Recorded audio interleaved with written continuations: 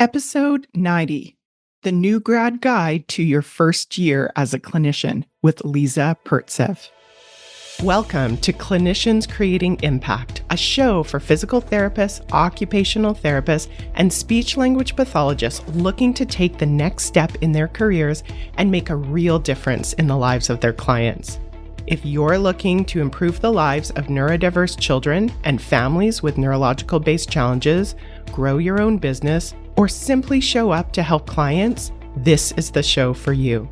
I'm Heather Branscombe, therapist, certified coach, clinical director, and owner of Abilities Neurological Rehabilitation. I have over 25 years experience in both the public and private sectors, and I'm here to help you become the therapist you want to be, supporting people to work towards their dreams and live their best lives. You ready to dive in? Let's go. Hi there, friends. I hope things are going well for you.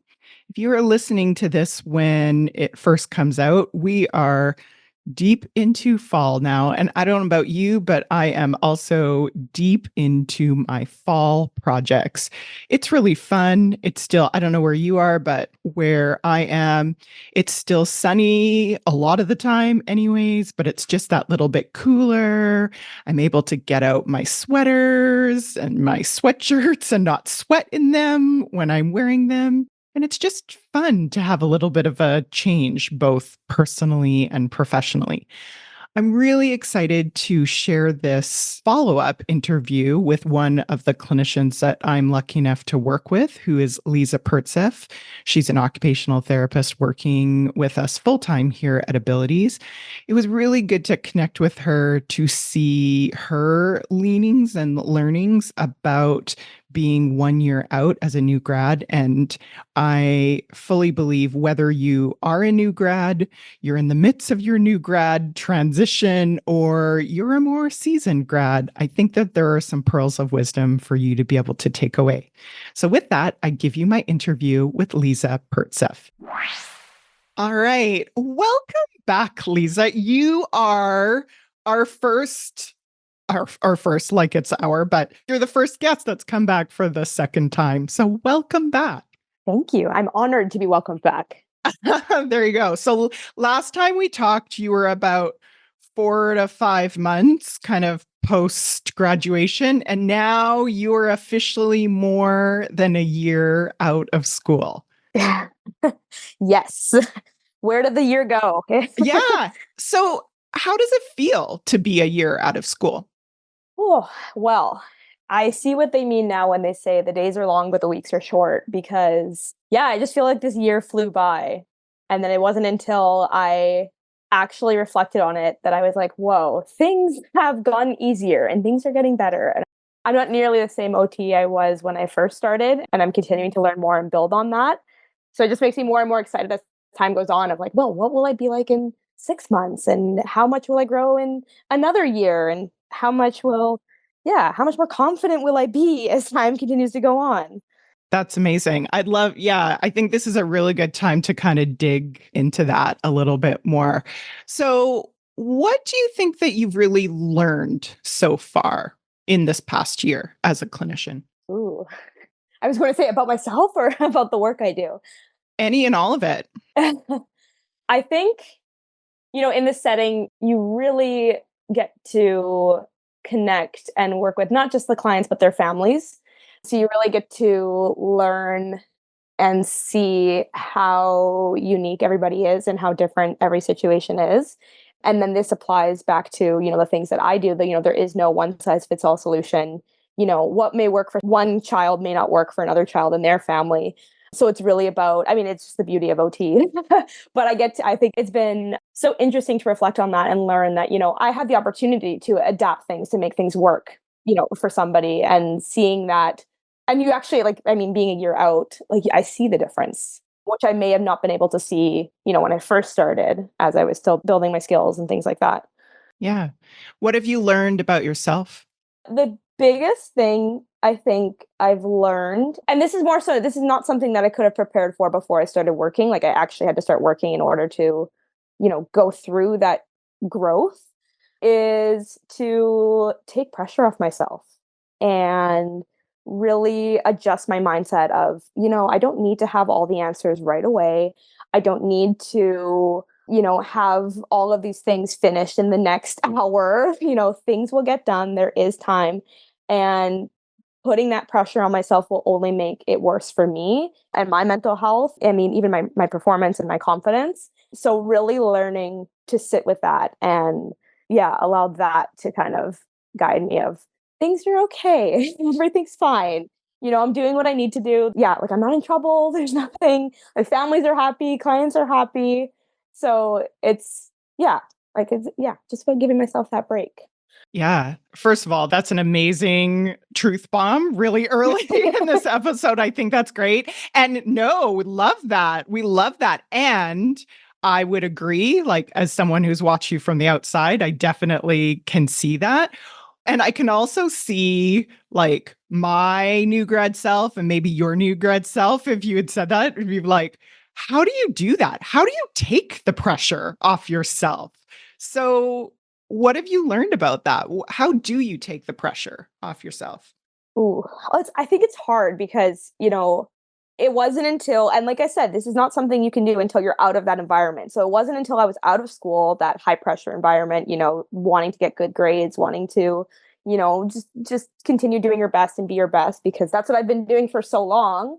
I mean, it works because I'm here and I'm happy and I'm grateful for that. But, after that, it's more so, okay, but there's no pressure to do that anymore, like I'm not getting graded on these things. I'm helping clients and I'm actually an OT and I'm providing a service. And I think one of the biggest things that this is once again something that I had to learn is things like, I don't need to take my work home out of my work hours, like things will be there the next day, especially like, well, for me, like I work full time, but like there will be opportunities and time to do it. I mean, and maybe it takes a little bit more planning throughout the week, but I don't need to work quote unquote like overtime. Like I don't need to, yeah, bring my work home with me and I think that not just like I don't need to, but I don't like have to. Like no one is forcing me to do that. No one is expecting that of me because I am a working professional now. So, and then this is where like the other half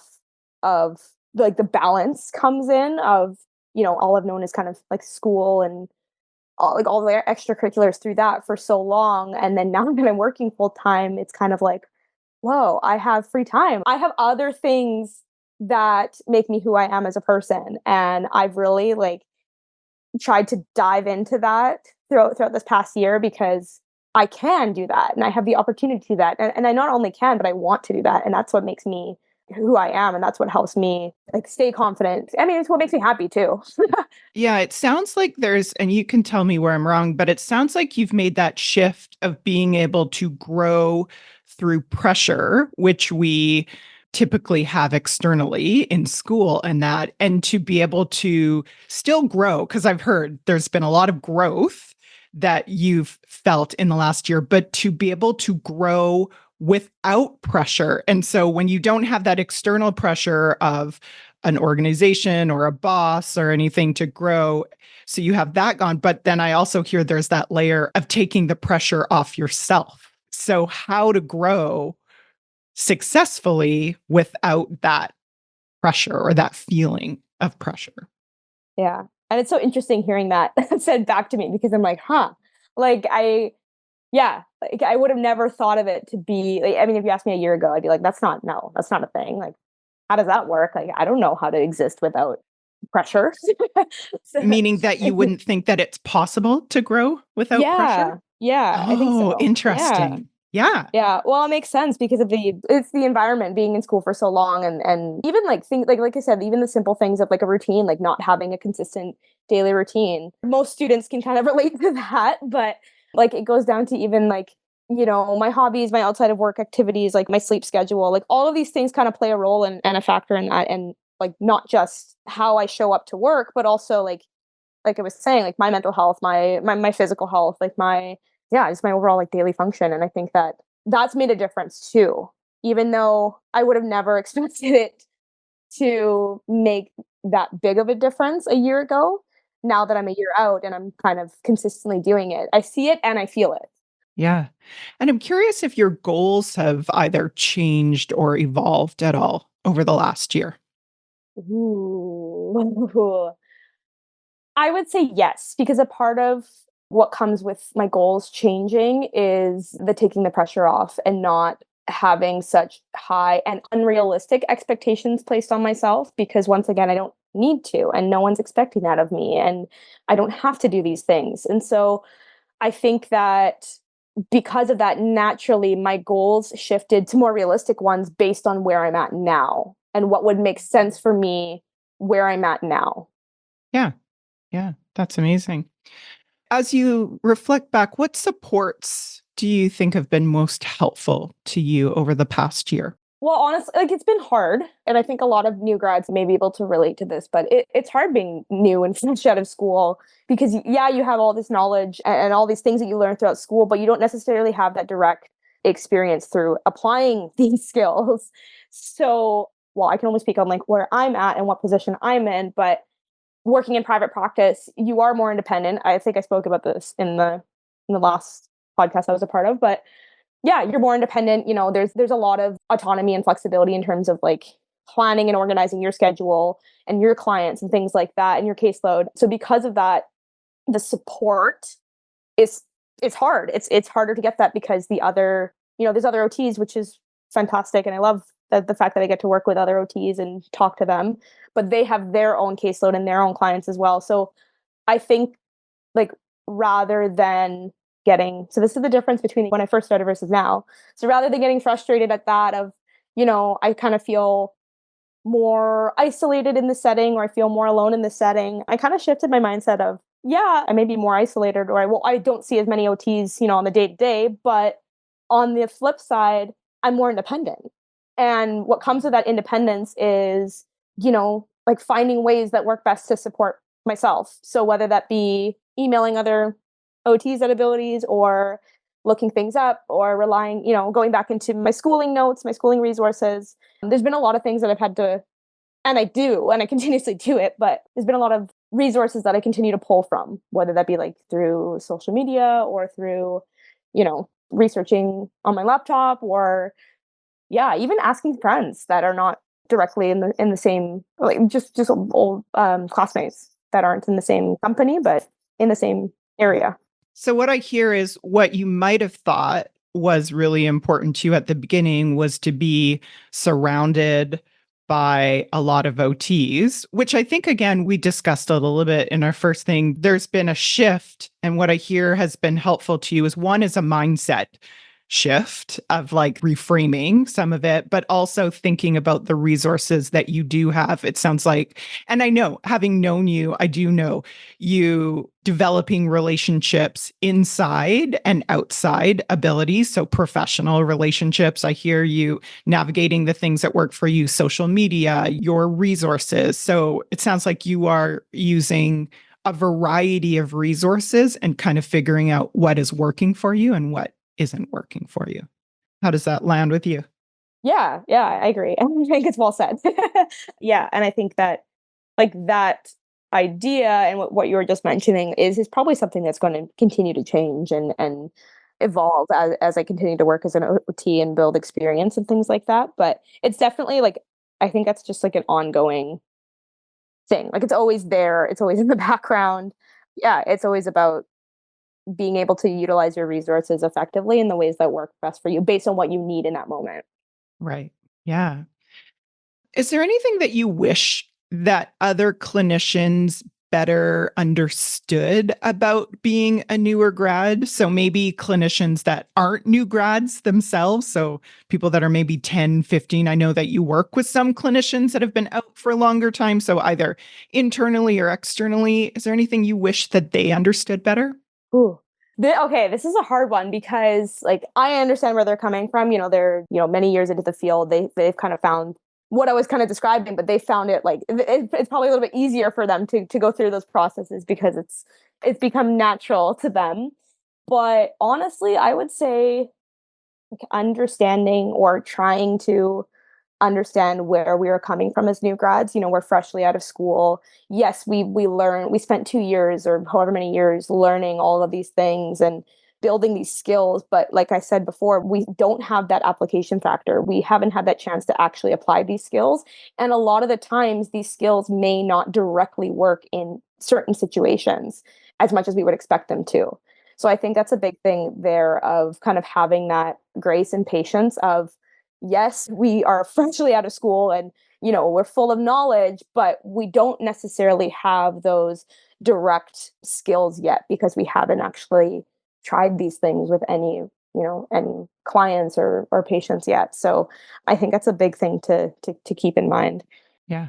And what advice would you give your new grad self? What advice would you give the you of a year ago? Breathe.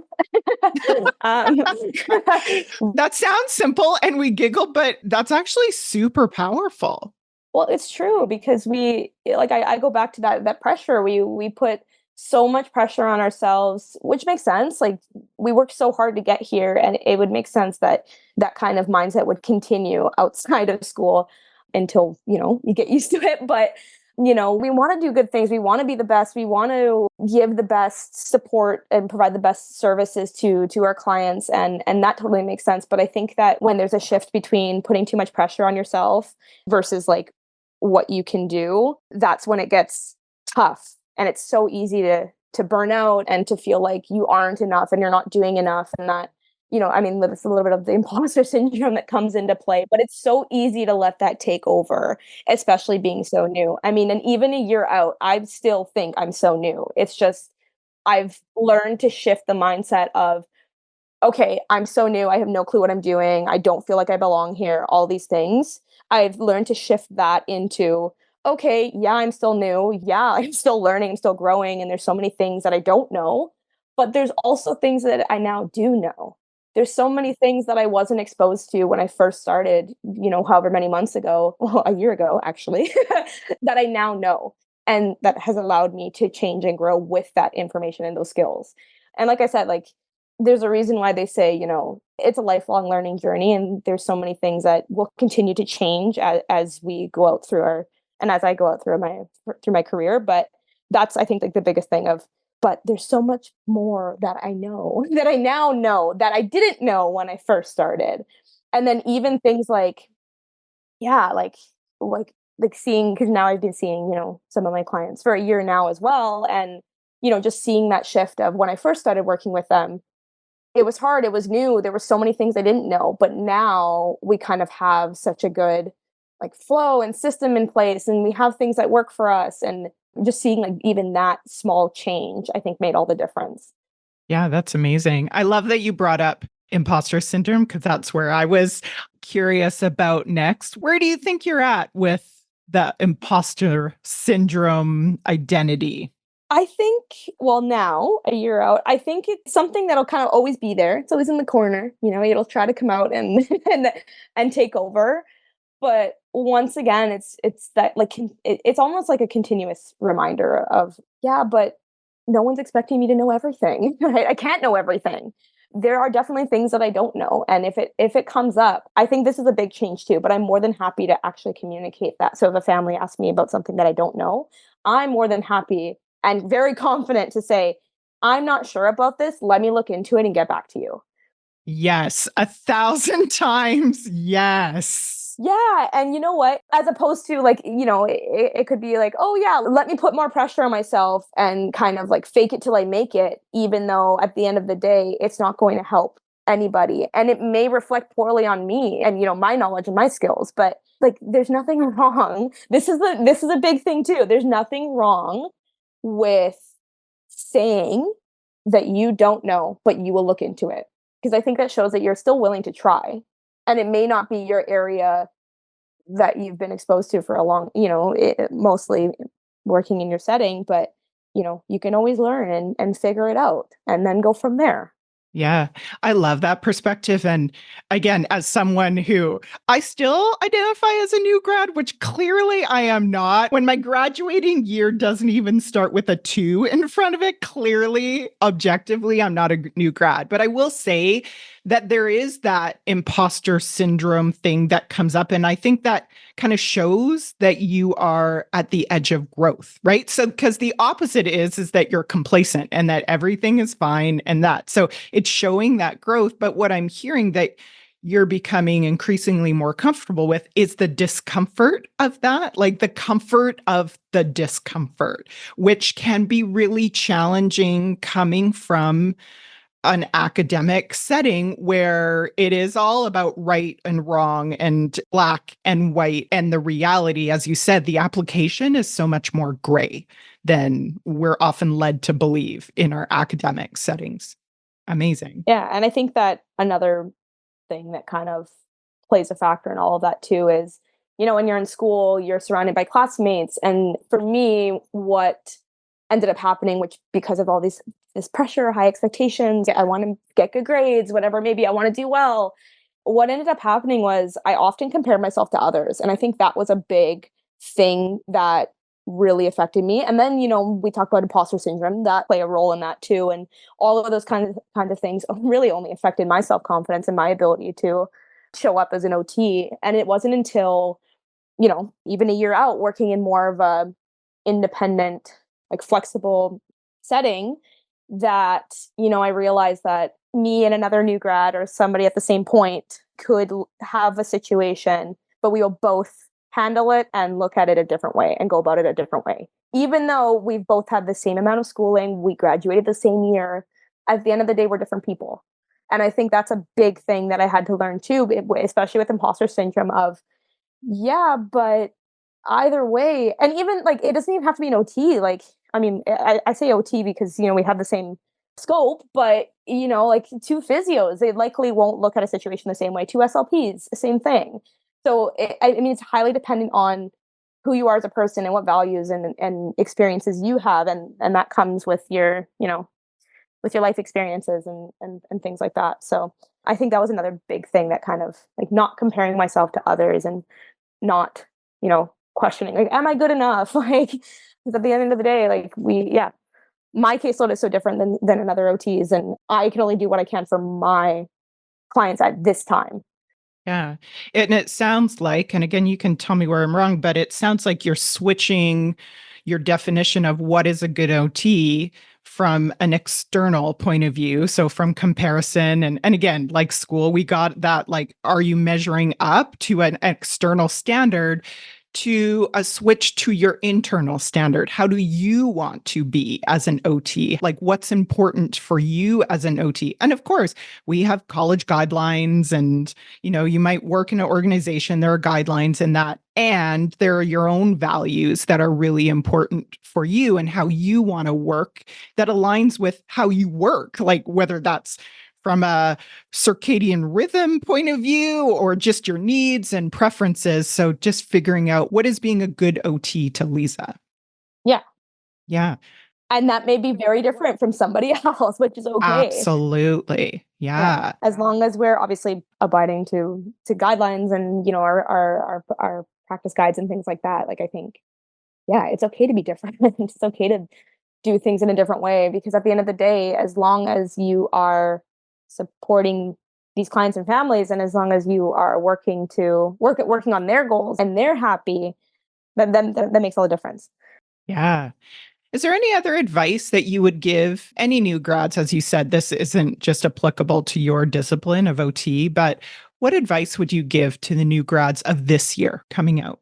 Honestly, the biggest thing, well, I'll go back to breathe, but I think it's I think It it's regulates your nervous system, right? From an OT perspective, right? If you're in yes, fight or flight, you are not going to make the best decisions, of very true. course. Yes.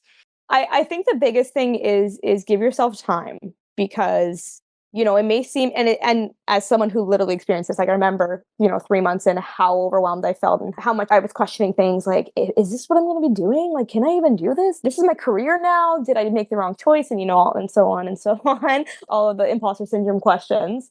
And just like with any new change and new adjustment, like things take time, and you really need to give yourself some time to settle in, figure out what works for you, whatever that may look like, figure out your schedule, your routine, both inside of work and outside of work, and finding the things that you enjoy and the things that work best for you, whatever that may be. And I think that's also why a lot of people, not a lot, but why it's common for people to start working. And I've had classmates that do this, but people start working and then they switch.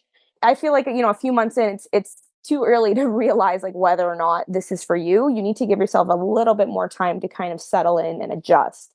And once you've adjusted, then you can start, opening up or like exploring like whether or not this is actually a fit for you. Does this work for you? Is this something you want to do? Can you see, like, are you happy doing this? So I think like more of those questions start to get answered as time goes by. But all of that it's really hard to have to think about that, and exhausting actually to have to think about that when you have just started, because so much, as I've had to learn, so much can change even in the span of 4 months. It's actually shocking and amazing at the same time. Right. Hopeful and crazy. Yeah. Yeah, At the same time. exactly.